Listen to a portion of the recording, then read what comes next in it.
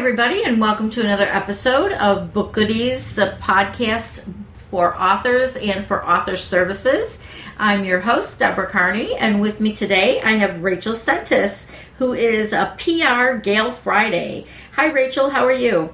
Hi, I'm fine. Thanks for having me, Deborah. Oh, no problem. We need to support the businesses that are supporting the authors because they don't get the support anymore from the traditional big publishing houses. How's that? It's much appreciated, yes. And why don't you go ahead and introduce yourself to the folks, give us a little overview of how you got where you are. Sure. I run a small business called Gal Friday Publicity, which specializes in book publicity for authors, indie publishers, self-publishers, a small press, and I do work with some traditional press as well. I work with their in-house publishing houses if they need a little extra boost. And I'm one of the few publicity businesses that also has a literary agent on staff. For those people that get contracts, indie publishers as well, it's always nice to have someone who can negotiate terms for you, and we do that as well.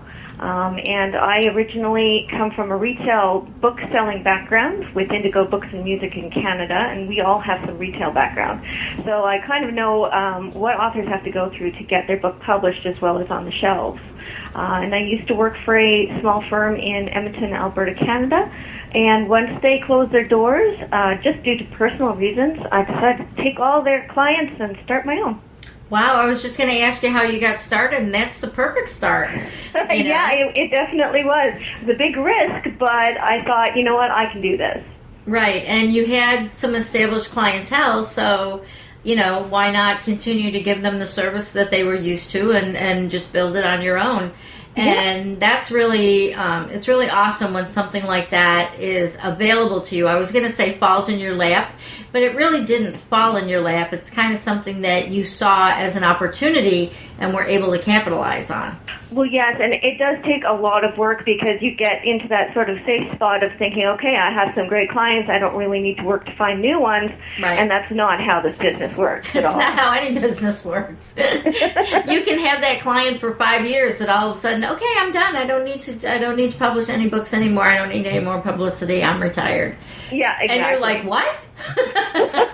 Really? Oh, and I was caught early on with that too, and I had to think, okay, I have to turn on a different type of business bulb over my head to keep sourcing new clients.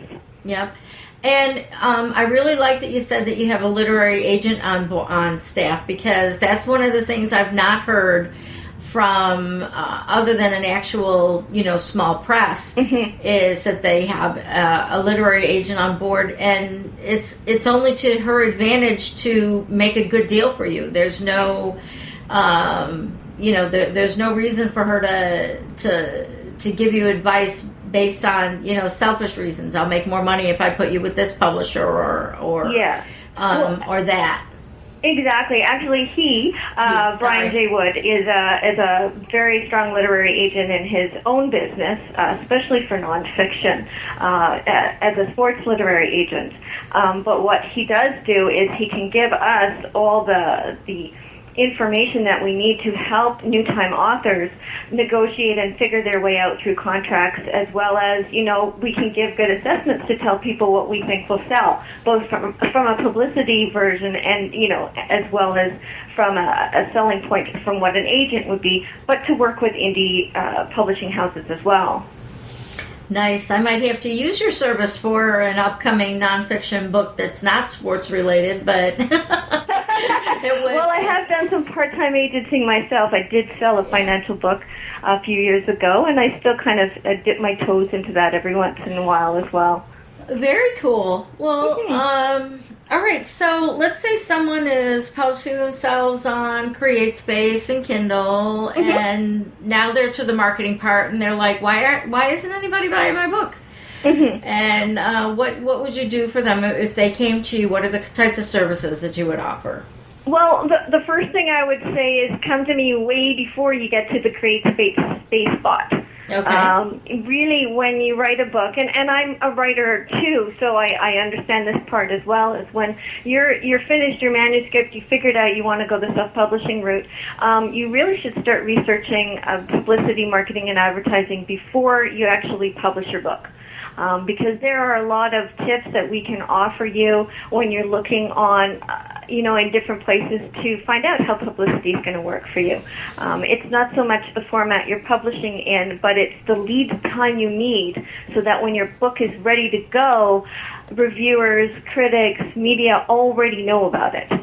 And one of the things we talk about is, get that publicity, those contacts before you publish. And so what we offer is we offer consultations for, people come to us and say, okay, I'm thinking of getting my book done. What should I do? And so we'll talk about building your platform for the book publicity. We can still look at, manuscripts. We don't take every book that comes across our desk. We want to make sure that the quality is high as we can because we're representing the author, but it's also our name on the line as well. So the services we offer go from everything to building a platform, editing and manuscript assessments, again, literary agent, publishing, consulting, everything under the sun because we've dealt with it at all ends, retail as well as distribution. Distribution is a huge thing, and for those who are wondering why my book's not selling online, distribution and how you get that book to the person can affect that as well.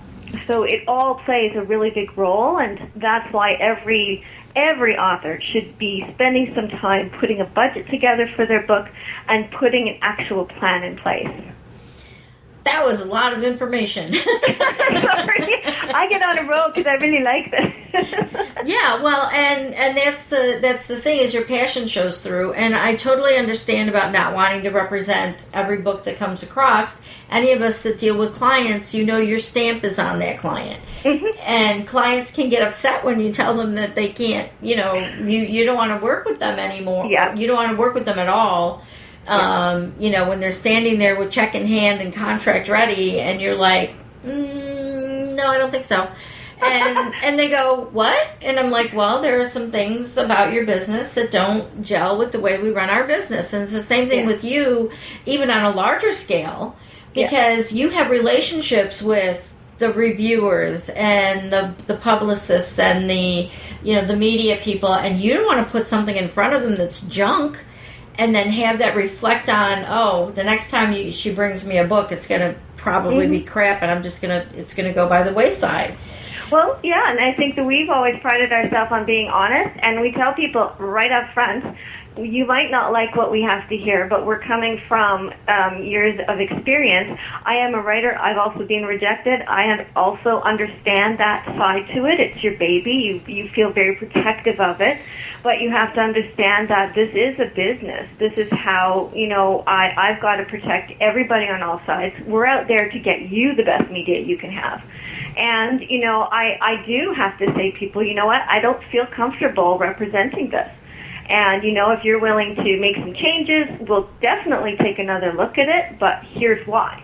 Not everybody likes that. Not everybody comes back, but it's a risk, that I have to take too. So I think that, that may be what separates us in some ways from other people. I don't know. There's a lot of great publicity businesses out there. But that's one of the things we're always known for is we're going to tell you our opinion. You don't have to like it, but we're going to tell you it for sure. Well, and that's important for authors to understand, the authors that are listening to this. You need to know that even if you think your baby is perfect, it could be the ugliest one in the nursery. Well, yeah, you're going to love it, and you're going to do the best you can for it, but that's the part of authors really need to research the publicist to see that it's the right fit. Yeah. Because it's not always, it isn't, and they should do due diligence. because it's really important to find the right person to represent you. If you don't get a good vibe on the phone with that person, there's a good chance that that person's not going to do your book justice that you want. Right. You know, and I think it is a tough thing to separate yourself from your work. I certainly know, and I certainly know rejection's not fun either, but you have to take each rejection and just build on the positive aspects of what it is. Okay, maybe this person has a point, let me investigate that further. Easier said than done, but definitely needs to be done. Yep. Well, and I'll tell you my own story. I put out a 150 page book, you know, and it was written by my son, and I was, you know, editing it and fixing it up and publishing it, because he passed away a few years ago, and I promised him that I would, you know, do something with his writing. Yeah. And I put it out there, and I thought it was all great and everything, and it does well on Kindle free days, but no matter how I promote it, it doesn't sell well in general.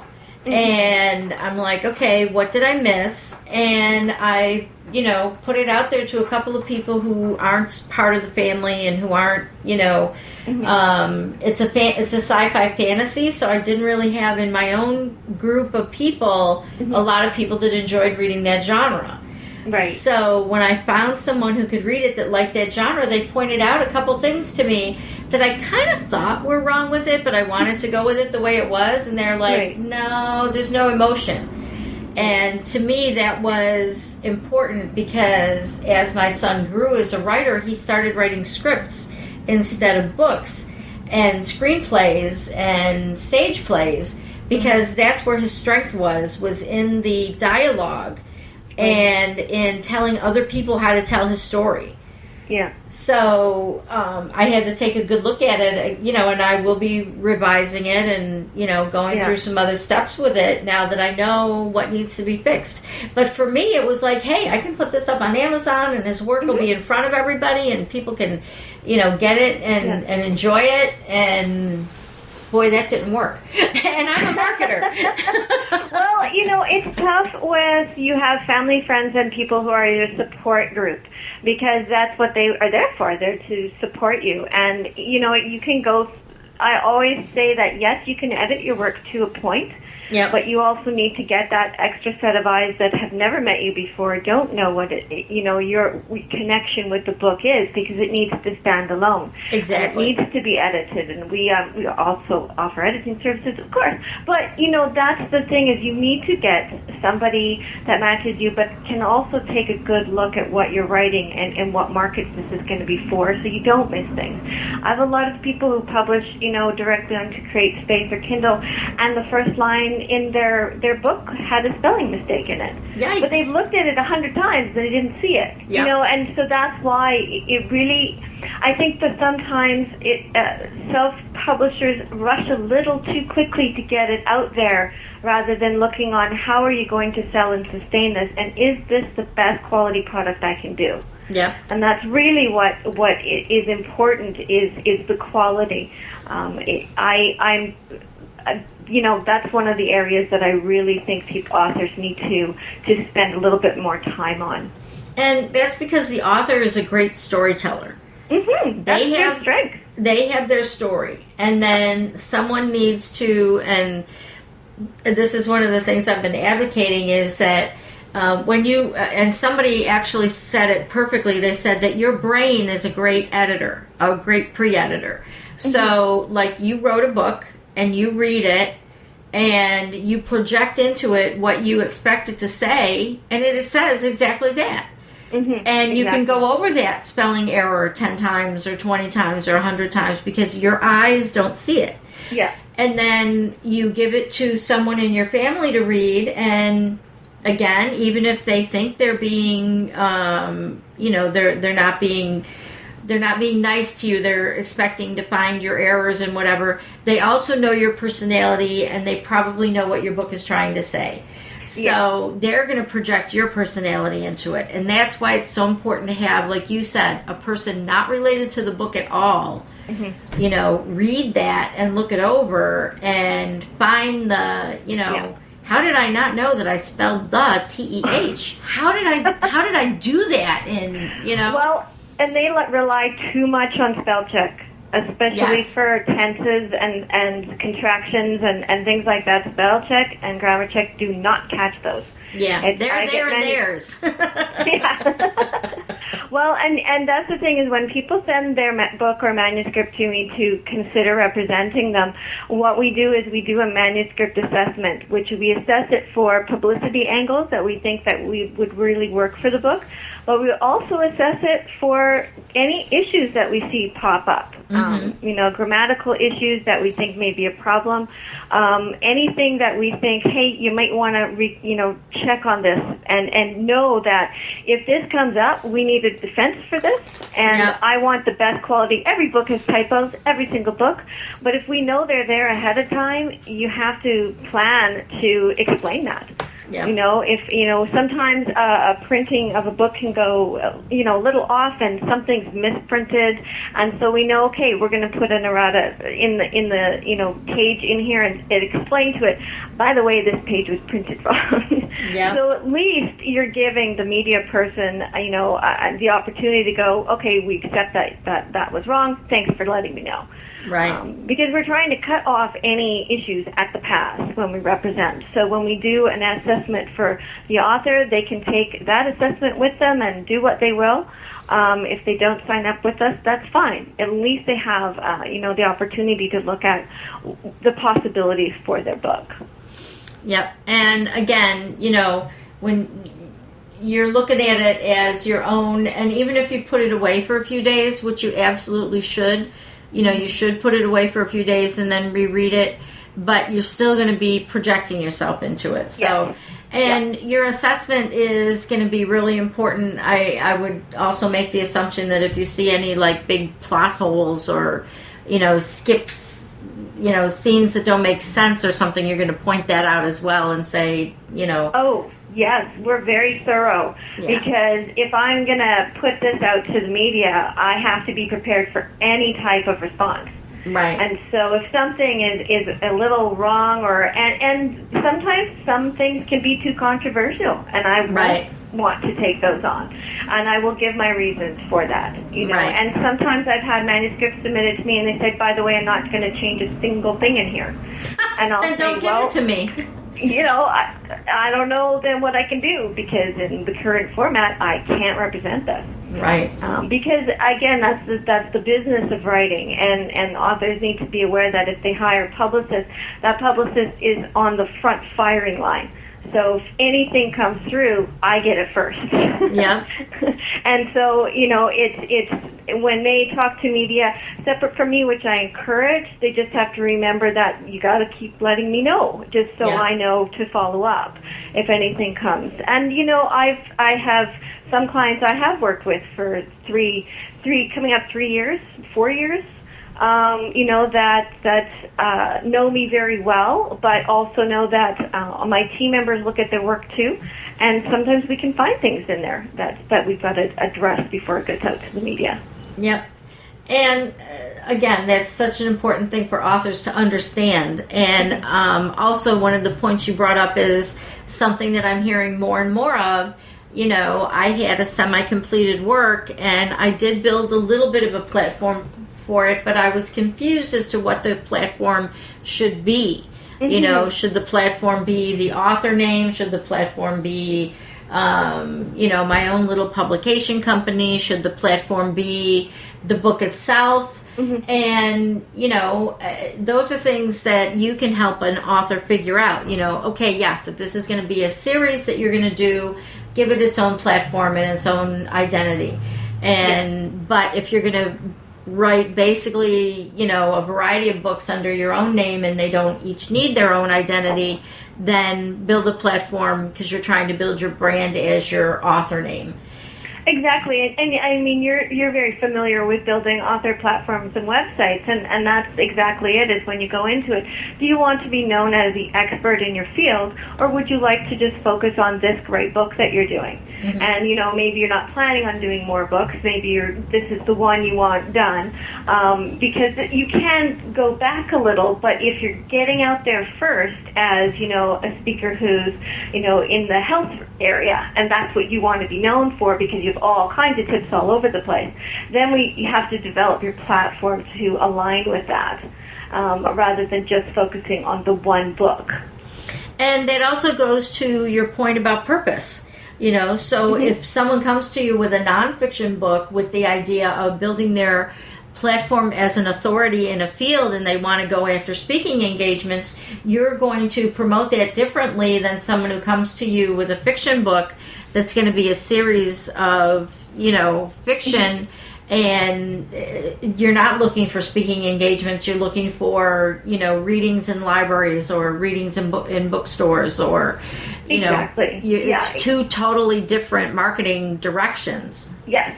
Yeah, and the publicity angles are very different for both, because in fiction you do market and do publicity different because you tend to focus more on the author's backstory about where they got the characters from, the characterization, the locations in the book, the themes out of the book. Whereas with nonfiction, you're focusing on solid statistics, solid facts that you can use in the media, and the person who's talking about it. But it is presented very differently, and you want more critical reviews in fiction than you really need in nonfiction. And you want people who have authority in nonfiction. So if you have a great doctor or somebody to back you up, that's what you want for that. But in fiction, you want some literary critical reviews to back that fiction piece up. So it's a different process. It's the same kind of way to approach people, but the angles are very different. Yeah, and that's important for the authors listening to note. Just because you're doing one or the other and you're attempting to do your publicity yourself, you need to first know what your focus is and who your audience is. And I know you keep hearing that over and over and over again. And I know some authors are like, but I just want people to read my book. And my audience is everybody. Well, you know what? Yeah. No, it isn't. Well, and that's, again, the business of writing is different from the business of writing the book. Right. And that's what authors can't always do both hats. And the authors that can identify that, hey, you know what, maybe someone might be better at this part, is what we love to see, because then they can go on and write their second book while we're doing the publicity for the first. Exactly. And that's really what we want to see, is that, you know what, don't worry, just keep going writing your next book. I'm going to focus on getting people to be aware of your first book. And it's tricky for them to let go and let somebody else do some of the work. Yeah, that's a really good point. And, it's almost like working with a traditional publisher, but not, because your traditional publisher is going to take a while for your book to get to press. So you can have your second book finished and being edited while your first book still hasn't even hit the shelves yet. But in your case, we're doing this in the way to get you the most exposure. And trying to get exposure for a specific type of fiction book isn't going to be good while everybody's tied up at Comic-Con. And, you know that there are seasonality within the industry that an author may not think about. They're like, okay, my book is good, I'm going to launch it right now. And then it falls because everybody's focused on something else major that just happened. Yeah. Well, and real-time publicity and marketing can definitely interrupt a campaign that's going on with a book, because you can send out a press release that morning and then suddenly, the news breaks about something completely different and nobody's going to notice what you've just done. And that, if an author's doing it themselves, sometimes they feel very upset by that fact and kind of takes a while to get them back on track. With publicists, we are aware that, this news just cut into what I was doing. Okay, so let's reschedule and re-angle what we're going to do and send it out again. And talk to the people we need to, and how can we tie what we have into the current news. And that's an important aspect of when authors are looking to launch their books. They have to look ahead at media kits for the places they want their books to be talked about. If they want their book in Chatelaine, you have to look at their media kits on their website and say, okay, what kind of topics are they talking about, and how far in advance are they talking about those? Because Chatelaine may be booking, a lot of places go on hiatus for television shows. They end their season in August. Instead of, starting in September, they've already just finished that. Or some start up in August. And those are the types of things that publicists spend a lot of time doing, is 95% research and 5% implementation. Yep. And that's why you pay them, because they have the experience and the research. Yeah, but even any kind of author can go online and find a media kit for a magazine that they love, open it up, and they'll see right there, okay, this magazine likes to talk about fall soups, but they like to get that idea by July. So there you can look at it and say, okay, I'm going to send them an idea for a fall soup. It's July 15th. Yeah. It seems weird, but we're going to do it anyway. Hey. And right now, everybody's looking at all the publicity for Q4 for the gift, for gifting and gift guides and all that. That's already being done. Yep. Yeah, and back to school at the Olympics right now has taken a lot of space. Yep. So, if you're going to be launching anything, make it Olympic related just to catch on. But be aware of, what people are booking for in advance. And that's what we spend a lot of our time doing. Mm-hmm. Editorial calendars. They come up in every part of our lives. Yep, exactly. No matter what you're doing, you got to know the print auditor. And we're in such an immediate society now that people think that, but it's, I can do it right now. And I expect that if I give it to you, you're going to be able to get it out to the masses, within 2 weeks, because the internet is so immediate and this and that and the other thing, and they don't realize, that you've still got print media behind you, and there's still people that work on print media type deadlines, even though you think that they're immediate, they're not. Mm-hmm. Well, and that's the thing, is that I think sometimes authors discount print media and television and equate it just with online. Yep. And there still is a very large market for what they call traditional media, which is online media is great. It's a wonderful addition. The bloggers are fabulous. Bloggers, if you know how to reach them, which with what we do, can definitely help push a book to a great status. But you don't want to ignore the fact that traditional print media is still highly read. And I think that just because you have an ebook does not mean that we can't get it into a great article done in print media. Yeah. And we do that. It goes online, but it also gets handed out to people on the street, and that's important to remember. One of the things that I found by talking through, I actually had a group of authors that I interviewed that were all with the same small publishing company in Milwaukee. And it's Orange Hat Publishing, and I don't mind giving them a shout out at all, because I think what they're doing is wonderful. And what they do is they have their authors, they have it set up so that when their authors have a book launch, they have a book launch party, and it's a local thing. And, they invite everybody, friends and family and whatever. And they also have lined up the libraries that they can go into and do readings, the small independent bookstores that they can go into and do readings, and they have a lot of offline media possibilities, or just get out there and outreach that is offline. And I think too many people are thinking that they can just advertise their books online and they'll be rich. Yeah, and it's one of these pitfalls. I think that there's so much discourse online about media, about publishing in general. I mean, every day something is posted. Every day, maybe I should be aware of that. Maybe I should be aware of this. And I think really getting back to the basics on A, how electronic media works, and B, how traditional media works, and use both of them to your advantage. Having a person in a store signing a book is still fun to have. I think it was years ago when Margaret Atwood was using her electronic pen. That was a bit weird.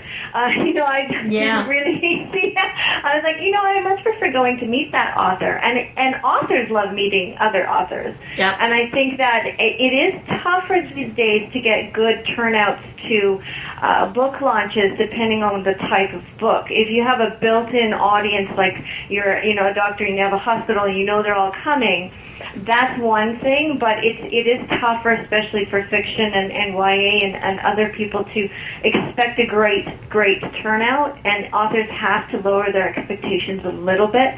But if they plan it well in advance and they go to the radio stations and then talk to the radio people, can you do a shout out? Can you do a tweet out? Can you do that as well as media advisories when your author is going to be somewhere? Really get in line with the retail booksellers and the libraries, then it can be really, really good. And, you just have to, as an author, you have to be aware that it can go either way and try to be happy as much as you can be with either way. But having that publicity a couple of weeks in advance before you do something like that is really what you should be doing. Mm-hmm. Yep, totally. And again, authors, this is why you need a publicist or why you need a PR firm, is because you can't, some of you can wear all those hats, and, God bless you if you're one of those people that has enough support system around you that you can, you can reach into the professional people that can help you. But for the rest of us, you really need to, if you're going to put your book out there the right way, you really need to have someone to help you with your PR, even if it's someone you pay just for a marketing plan. Yeah. If you don't have a big budget, that's fine, but you can still have someone design you a media kit and have someone design you a plan. Exactly, and that's what we do. We put publishing plans together for people so that they can do whatever they want to with it after. We do media kits and speakers kits, but I think one of the big things too is authors need to know a little bit about the difference between marketing and publicity. Yeah. Publicity does not mean instant sales, and I think, and it's not guaranteed. Right. And that's one of the things people think about, I don't want to do this because I don't know if I'm going to get anything. And sometimes it can take a while before you see publicity. Mm-hmm. Sometimes you send out some you do some phone campaigns and suddenly you've got bookings right away. Other times they sit on things and it doesn't come out for a couple months. Right. And so you have to be prepared that publicity builds over some time. It builds as you go. Mm-hmm. And so if you have publicity for a few months and it's a little longer, then along with your marketing, then that way it's going to, align and work much better for your book. But, someone had once said to me one time, this was a few years ago, that she said, I just feel like you're selling air. And I said, no, I'm selling airtime. There's a difference. That's what I'm doing. But that always stuck with me because I did realize that sometimes there is a disconnect between authors and what publicists do. And, I'm not going to try and convince people they need it if they don't feel they do. Because not every single book, is going to work well with publicity. Right. I've had fabulous books come out and nobody wanted to hear about it. And that's always tough for us too, because obviously we want to be successful. Right. But it is taking a gamble, but I'm also taking a risk as well. Saying, okay, I think this can work. Let's go ahead. But it doesn't always work, and it's something that now marketing is different, because marketing is putting into place methodical systems that if you keep doing them, they should work, unless your book is just terrible. Right. If your book is just horrible, then no amount of marketing is going to save it. Right. But I think it's the same with advertising. A return on investment for advertising is tricky too, unless it's coupon based or like I said, free Kindle books or things like that. It's different too, but they all play a role in getting the books out there. Mm-hmm. Wow. That was a nice quick course in how to, not only why people need your services, but why people need to consider these things all the way along the line, which, and for that, I appreciate that you have, given our authors something to think about, and not just say, hey, you have to use our service. You've said, these are the things you need to do. These are what we can help you with, but you also have to participate. And you have to be a part of the process, and you have to work with us. You can't just hand it to us and be done. You can start your next book and not have to worry about the minutia, but you do have to worry about, the main things if we come back to you with issues or with questions from reviewers or whatever. Right. You need to be able to work with us. And you made a really good point, too, about making sure that you can click with the personality of the publicist or PR person or marketing person, whoever you decide to work with, editors especially. You have to make sure that you have a camaraderie and you have a connection to them that you're not going to be butting heads just because you have a personality conflict. Exactly. It's got to be comfortable because it really is a partnership. We want the feedback of the author along the whole way. It's really important that we outline with that person, how do they like to communicate? What's the best way to get your message through? I would love to spend far less time, writing too many things up rather than just getting on the phone and calling people. Because that's really what I want to do, is sending out pitches and getting the feedback. So if the author has some time to be able to put into this part and this stage of it, it's great for a publicist. But they do have to research, who they're going to be working with. Yeah, that's awesome. All right, well, we pretty much used up our time, and we don't want anybody to get bored. Not that what you've been saying is boring, but I happen to know that attention spans of people out there sometimes aren't as long as we want them to be. Hi, all of you that fell asleep during that last that last little bit, or you're running or jogging or whatever. So for the people that are listening on iTunes or that aren't on our website to see the show notes, tell me where people can find you on the internet. Sure, you can go to www.galfridaypublicity.com, or you can Google my name, Rachel Sentis, SENTES, and you'll find us there. That's pretty awesome. We have a Facebook page as well, Gal Friday Publicity. I'm amazed that you got that. I mean, to me, Gal Friday should have been, in every instance, should have been taken up, like years ago during the .com. I'm quick. Yeah. So, all right, GalFridayPublicity.com. And again, for those of you who are listening, we want to thank Rachel for her time, and we want to thank you for your time for listening. And I would also like you all to go over to BookGoodies.com, BookGoodies.com, and look at all the other the podcasts that we have from authors, and especially the one from Rachel. See if you want to make any comments, if you have any questions. You can leave your questions and things in the comments, and, we can maybe do a follow-up podcast to answer some of those. And also at the top of the page, there is a Contact Us link, and under that you'll find where you can suggest topics for future podcasts, and you can also offer to be a guest, either as a service or as an author. And there's also a link up there for you to tell us about your book.